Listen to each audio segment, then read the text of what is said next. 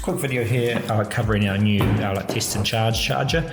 Basically, fairly straightforward charger, 12 volt up to 8 amps. Can charge all your common batteries, so like lithium, lead, AGM. Can do different profiles. Can be a trickle charger. Has a correct charge profiles to charge the batteries, all the different ones properly. So it can obviously trickle charge. Can charge the batteries in your car. It can also charge your lithium batteries. Then it can also test batteries, test charging systems as well. Basically, it's fairly straightforward. It's got positive and negative clip. Plug for the wall. Now, if you're just going to do this, I've got this like a lithium battery here.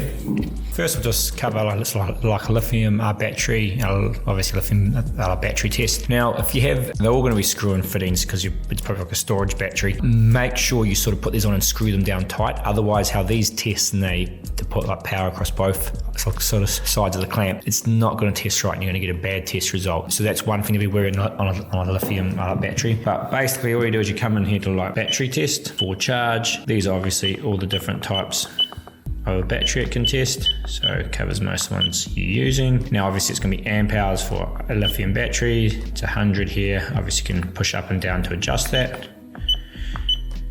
Now it's going to test it. Now there's no standard for a lithium battery, so that's why it's a little bit hard. It's basically going to tell you, it's going to give you like a CCA. There is an equation to sort of roughly convert like CCA to amp hours. But basically what you're mainly looking at here is 100%, so it's fine, it's healthy, it's a good battery. Is your resistance. Now I guess when you first get the battery, you can charge it and then just write the resistance down on it. So the internal resistance is one of the best ways to tell the health of like a lithium battery. So you could actually just write that number and the date just actually on the battery. But it is going to test with these, and we might see if we can actually improve the firmware and add an extra level on here to take into account the equation. And obviously you can see it pulls the temperature data in too, because it's needed to test as well. So that's basically covering a test on like a lithium battery. So with like a lithium battery, so the main thing you can do with this tool is obviously that charge it. That's pretty straightforward. And you can also do like a force charge. So if like these things go into like low voltage mode, the BMS inside protects the battery. You can hook this thing up and plug it into power.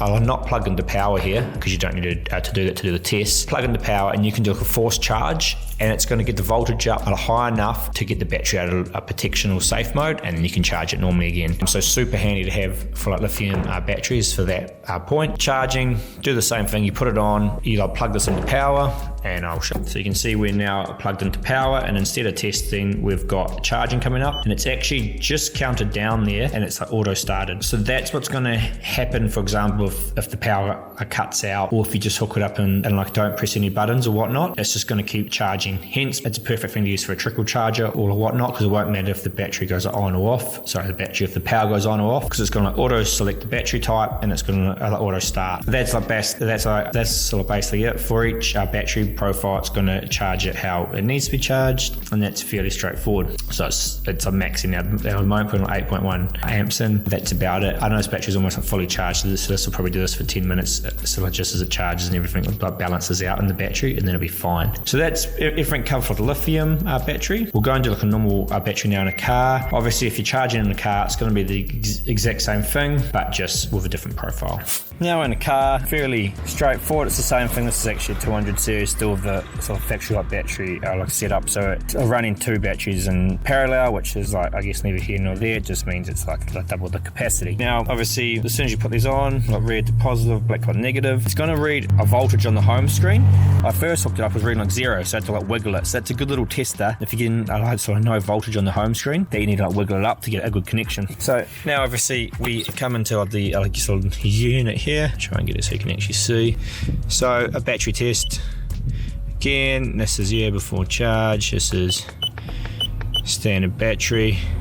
Obviously it's going to be CCA, cold crank amps.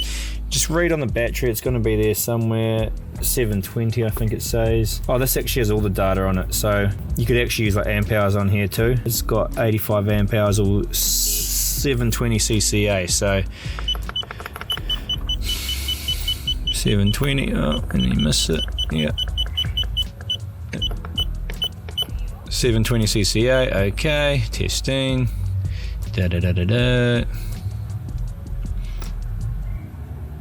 good battery. That's what we'd like to see. Cool. So that's all good. You see the temps coming in 2 which is like 30 here because we're outside. It's nice and warm. So that's basically that. Into the next one. See, these are the ones you can do: cranking test, charging test, review data, old data, language, help. So cranking test is the next one. Hopefully you can see that. I'll try and focus it in. Okay, it's going to tell you what to do. Please start the engine. So you're going to start it within like a minute here. I'll go and start it. Hopefully the cameras will fall over. Cranking test done. Probably can't hear me. Probably can't see that, but that's the cranking test. Now I'm going to run the charging test.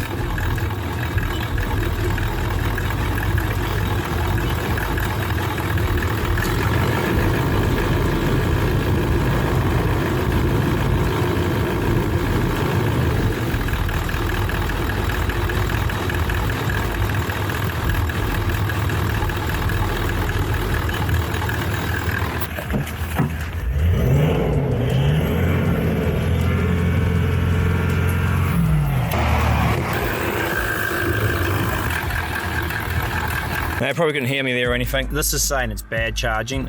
It's saying the ripple was fine, so when it's just like idling along, it's saying bad charging because we're gonna like adjust that to 10 seconds. It only gave us like 5 seconds to get in the car and hold the revs at 2,500. I would suggest we were gonna adjust that to 10 seconds, or you can do it like someone else. So as that bar was going up, it just needed us to have more like load 2,500 RPM on the engine, and then that charging would be fine. So that's basically it. So you can properly test the battery when it's cranking over.